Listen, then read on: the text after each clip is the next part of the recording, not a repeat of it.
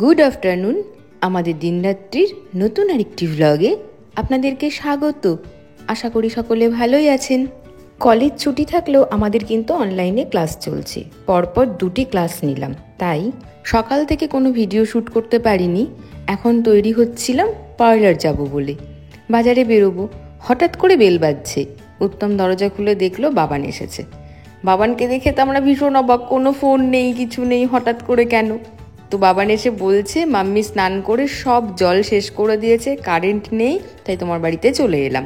বাবানের ফোনে চার্জও নেই, সেই জন্য ফোন করতে পারিনি। যাই হোক, ও ভালোই করেছে, ও স্নান করলো, ওকে একটু স্থিতু করলাম, এবার বেরোচ্ছি। পার্লার যাচ্ছি, বেড়াতে যাব, একটু তো দরকার, হেয়ারটা কাট করবো, চলুন। উত্তম এত কমেডি করে, যখন আমি কথা বলছিলাম তখন কন্টিনিউয়াসলি পিছনে দাঁড়িয়ে ঘাড় নেড়ে যাচ্ছিল। মানে কি বলবো, কিছু বলার নেই। যাই হোক, মায়ের বাড়ির এই রাস্তাতে এখন আমরা অপেক্ষা করব, দিদিও যাবে আমাদের সাথে। আর এদিকে দেখুন হাঁটু বাবু, তুমি তো ম্যাচিং হয়ে গেছো কুমার। এবার ভাত খেয়েছিস আজকে? মেটে ভাত। ওরা তো এই রাস্তার মোড়েই থাকে, তো যতবার আমরা এখান দিয়ে যাই আসি ততবার আমাদেরকে ধরবে আর ওদেরকে বিস্কিট খাওয়াতেই হবে। তো বিস্কিট নিয়েই বেরিয়েছিলাম, তো ওদেরকে খাইয়ে দিলাম। এবার আমরা প্রায় পৌঁছে গেছি। উত্তম নামিয়ে দিয়ে একটু বেরিয়ে যাবে, তারপরে আবার আসবে। আপনারা তো জানেন অরেঞ্জ ছাড়া আমি কোথাও হেয়ার কাট করি না, তাই চলে এসেছি এই পার্লারে। চলো হেয়ার কাট করবো। দিদি বাড়ি থেকে হেয়ার ওয়াশ করে এসেছে, আমি আর সময় পাইনি, সেই জন্য আমি আর শ্যাম্পু করিনি। আর করে আসলেও না, ওরা হেয়ার ওয়াশটা করিয়েই নেয়, সেই জন্য ওই দুবার করে একই দিনে হেয়ার ওয়াশ করা। আর এখন তো বর্ষাকাল, ভীষণ হেয়ার ফল হচ্ছে, তাই ভাবলাম চুলটাকে একটু কেটে দিই। কতটা কাটবো সেটা নিয়েই ভাবছি। তো দিদিকে বললাম যে অনেকটা ছোট করে নিই। ও প্রথমে নিষেধ করছিল। আর যে আমার হেয়ারটা কেটে দেয় ও তপন, এত ভালো ওই ভাইটি। মানে ও বলছে ম্যাডাম এতটা কাটবেন? তাহলে তুমি কেটে দাও, ও তো বড়ই হয়ে যাবে না পুজো আসতে আসতে।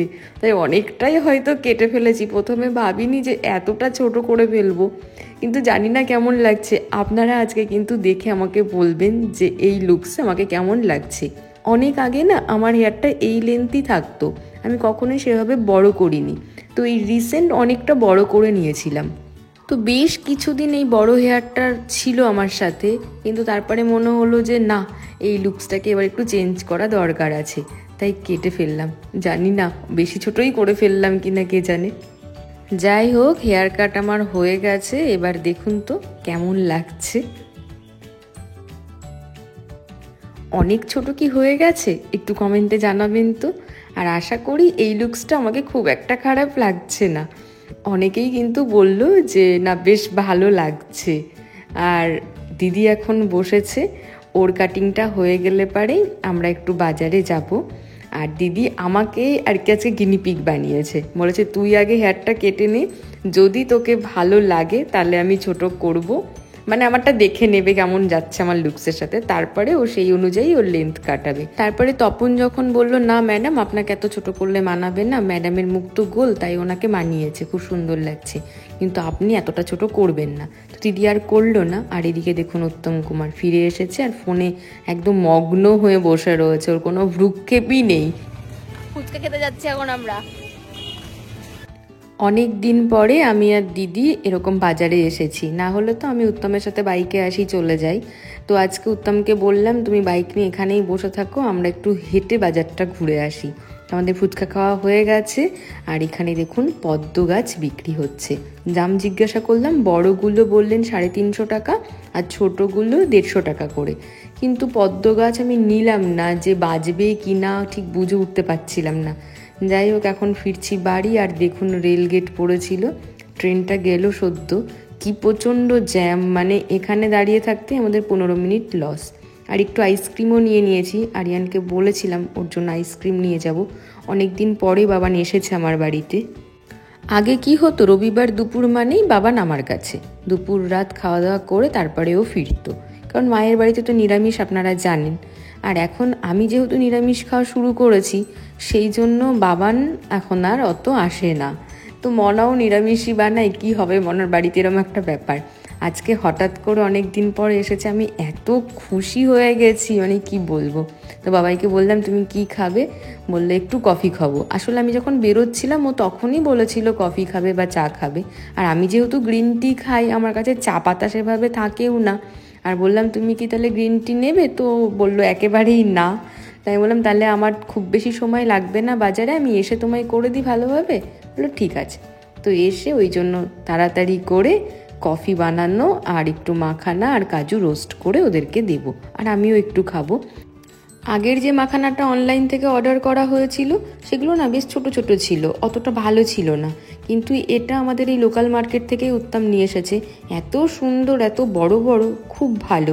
যাই হোক, এটাকেও এবার আমি রাখলাম ওই জারের মধ্যে, কিন্তু সবটা ধরলো না, তাই এই কন্টেনারটার মধ্যে অর্ধেকটা গার্ডার দিয়ে আটকে আমি রেখে দিলাম। ওটা শেষ হলে পরে আবার জারে আমি রিফিল করে নেব। এদিকে দুধ জাল আমার হয়ে গেছে, এবার কফিটাও বানিয়ে নেব আর মাখানা রোস্ট করতে বসিয়ে দিয়েছি। মাখানাটাকে প্রথমে আমি কি করি, ড্রাই রোস্ট করে নিই, দিয়ে তারপরে নামানোর আগে ওপর দিয়ে একটুখানি ঘি দিয়ে দিই। এই দেখুন, তাহলে যেটা হয় যে আর কি প্যানের গায়ে আপনার ওই ঘিটা লেগে নষ্ট কম হয়। আর প্রথমেই ঘিয়ের উপরে মাখানা দিলে কি হয়, সমস্ত ঘিটাই ওই অল্প কয়েকটা মাখানাতে লেগে গিয়ে পুরো শোক করে নেয় মাখানা। সেই জন্য সব মাখানাগুলোর গায়ে ঘি লাগেও না, আর তাতে করে অনেক বেশি ঘি দিতেও হয়, আর অত ঘি খাওয়াও তো ভালো না। আর এখন একটুখানি পিঙ্ক সল্ট ওপর দিয়ে ছড়িয়ে নিলাম, আর কফি এদিকে রেডি। চলুন ওদেরকে দিয়ে দিই। বাবান ও ঘরে পড়ছে, ওকেও ডেকে নিই। বাবানের কাপে একটু চিনি দিয়েছি, দেখি ওকে বলি খেয়ে যে ওর আর চিনি লাগবে কিনা। আমার ঘরে তো চিনি নেই, সেই IRCTCর যে চিনি দিয়েছিল সেই সুগারের প্যাকেট ছিল, ওটাই আমি ওর মধ্যে মিক্সড করে দিয়েছি। কফিটা একটু চুমুক দিয়ে দেখতো তো চিনি ঠিক আছে নাকি, তাহলে একটু চিনি দেবো, আমরা চিনি নিইনি। ঠিক আছে চিনি। কাশ্মীর যাওয়ার সময় ট্রেনে যে সুগারের প্যাকেটগুলো দিয়েছিল সেগুলো তো ফেলিনি, ব্যাগেই ছিল, তো ওইভাবেই খাবারের ব্যাগের মধ্যে করে চলে এসেছিল বাড়ি। তো কি করব, সেই জন্য কিচেনে রেখে দিয়েছিলাম যত্ন করে, তো আজকে কাজে লেগে গেল। আর এখন চলে এসেছি একটু খাবার বানাতে রাতের, বাবান খাবে। ওকে না অনেক কিছু আমি অফার করলাম, ওর একটাই কথা না। প্রথমে বললাম বাবা চিকেন বিরিয়ানি খাবে, আমি জামাইকে দিয়ে আনিয়ে দিচ্ছি, না। এগ রোল খাবে, না। চাউমিন খাবে, না। শেষে কি বললো জানেন, মনা একটু ম্যাগি করে দেবে। মানে লিটারেলি আমার এখন আর ইচ্ছে করছে না বাজার থেকে এসে সমস্ত কিছু সেরে এই ম্যাগি বানাতে। আর আমার কিছু পড়াশোনার কাজকর্মও রয়েছে, আমার কালকে একটা টক রয়েছে DL কলেজে, তো সেটা নিয়ে আমাকে একটু পড়তে বসতে হবে। তো আমি কি করব আমি বুঝে উঠতে পারছিলাম না, তাই আমার তখন মনে হলো যে নিজের জন্যে না করলেও একভাবে চলে যায়, আমি হয়তো স্প্রাউট স্যালাড খেয়ে থেকে যেতাম। কিন্তু এই যে ছেলে সন্তান যদি কিছু আবদার করে আপনাকে করে দিতেই হবে, তখন মনে হলো না আর বসে থেকে লাভ নেই, চট জলদি ফ্রিজ থেকে সব সবজিগুলো বার করি, চপ করি, আর ওকে তাড়াতাড়ি একটা ম্যাগি স্যুপ বানিয়ে দিই। তো ও তো ননভেজ ম্যাগি খায় যখন ক্যান্টিনে থাকে, তো আমি ওকে বললাম যে বাবা ভেজ ম্যাগি করতে, বললো কোনো অসুবিধা নেই। তো আমি এখানে নিয়েছি ফ্রোজেন মটরশুঁটি, ফ্রোজেন কর্ন, তার সাথে ক্যাপসিকাম, টমেটো আর গাজর কুচি, তার সাথে একটু আদা কুচি, একটু রসুন কুচি, একটু পেঁয়াজ কুচি, কাঁচা লঙ্কা কুচি, ধনেপাতা কুচি, আর এর মধ্যে ভালো করে একটু নাড়াচাড়া করে দিয়ে দিলাম জল। এবার এই স্যুপটা রান্না পুরো হয়ে যাবে, তারপরে আমি ম্যাগি আর ম্যাগি মশলাটা দেব। এখানে আমি ব্যবহার করব ম্যাগি আটা নুডলস, এটা হচ্ছে গমের যে চোকলা সহ যেটা আর কি আটা, সেই আটা দিয়ে তৈরি করা, এটা ময়দার নয়। তো এটা ওই মনের শান্তি, কিছুটা হেলদি আর কি। এবার এটাকে দিয়ে যখন সেদ্ধ হয়ে যাবে নামিয়ে নেবো। এইভাবে ম্যাগি স্যুপ খেতে কিন্তু খুব ভালো লাগে। আর এই মশলাটা না এত ভালো, এর মধ্যেও দেখছি ওই মটরশুঁটি আরও কিছু বেশ দেওয়া রয়েছে ড্রাই আর কি, আর পরিমাণেও অনেকটা। আর এখন বেজে গেছে রাত 8টা, তো আমি এই সময় খাই না, আমি সন্ধ্যে 7টার মধ্যে খাবার খেয়ে নিই। তো আমি ভাবছি আমি কি করব, খাবো না খাবো না। আর ধনেপাতাটা দিয়ে দিলাম, আর ম্যাগিগুলো সেদ্ধও হয়ে গেছে, এবার নামিয়ে নেব। ম্যাগি না দিয়ে, ম্যাগি মশলা ব্যবহার না করে শুধু যে আমি সবজিগুলো সেদ্ধ করেছিলাম তার মধ্যে একটুখানি গোলমরিচের গুঁড়ো আর একটু লবণ আর একটুখানি আপনি লেবুর রস যদি ব্যবহার করেন তাহলেই কিন্তু একটা খুব সুন্দর ভেজ স্যুপ তৈরি হয়ে যায়, সেটাও আপনারা কিন্তু খেতে পারেন রাত্রেবেলায়। যারা আর কি ভাবছেন যে আমি একটু ডায়েট কন্ট্রোল করব, তাদের জন্য বলছি। আমি মাঝে মধ্যে এরকমভাবে স্যুপ বানিয়ে খাই, একেবারেই কিন্তু কর্নফ্লাওয়ার আমি সেক্ষেত্রে ইউজ করি না। খুব কখনো ইচ্ছে হলে একটু রাগির আটা বা একটু বাজরার আটা আমি দিয়ে দিই। বাবান তো অবাক হয়ে গেছে যে এত তাড়াতাড়ি ম্যাগি তৈরি আর খেতে এত সুন্দর হয়েছে, ওর এক্সপ্রেশন দেখে নিশ্চয়ই বুঝতে পারছেন। তবে এই ডাইনিং টেবিলের এখানে না আমাদের ফ্যানটা নেই, একটা হচ্ছে সেন্টার টেবিলের ওখানে আর একটা ওই ডাইনিং আর টিভির মাঝখানটাতে। তো এত গরম, ওর খেতে অসুবিধা হচ্ছে, আর ও অনলাইনে ক্লাস করছে। তাই আমি বললাম বাবা তাহলে তুমি এখানে বসো, তাই তোমার ম্যাগিটা ঠান্ডা হয়ে যাবে, খেতে সুবিধে হবে। আপনারা নিশ্চয়ই লক্ষ্য করেছেন উত্তমকে আমি সবজি কাটতে দিয়েছিলাম। ও খুব বেশি ভালো তাড়াতাড়ি সবজি কাটতে পারে না, ওর শুধু ওই গাজর কাটতে কাটতে কিন্তু আমার সমস্ত সবজি কাটা কমপ্লিট হয়ে গেছিলো। যাই হোক, ওকেও দিয়ে দিই ম্যাগিটা, বেচারা তো আমাকে হেল্প করেছে বলুন, এটাই অনেক।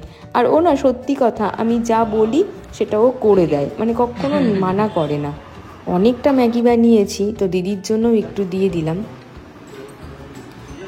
ওটা হাতেই নেবে, হ্যাঁ, ব্যাগে নিলে পড়ে যাবে ছুঁই। টাটা, তাহলে রবিবার দিন দেখা হচ্ছে।